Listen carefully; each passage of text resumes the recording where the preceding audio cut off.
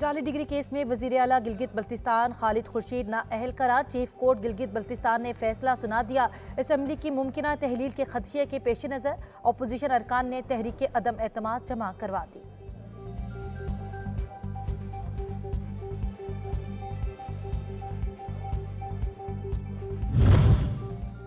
CPEC खत्े के लिए game changer, मुआशी खुशहाली, अमन और इस्तेहकाम की जमानत है। वज़ीर आज़म शहबाज शरीफ का शंघाई ताउन तंजीम के इजलास से वीडियो लिंक खिताब। बाहमी रवाबित के फ़रोग़ को आलमी मेशत में कलीदी हैसियत करार दिया।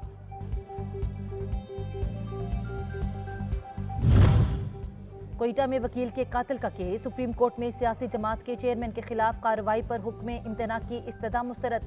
वारंट मुअत्तली की दरखास्त भी खारिज। अदालत ने रिमार्क्स में कहा 2 रुकनी बेंच हुक्म इम्तना जारी नहीं कर सकता।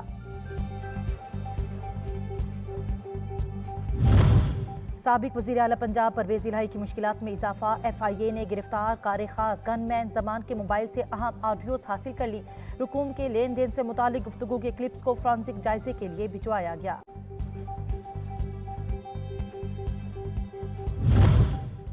और वज़ीर आला सिंध सैयद मुराद अली शाह से बर्लिन स्पेशल ओलंपिक्स में शरीक 36 खिलाड़ियों की मुलाकात।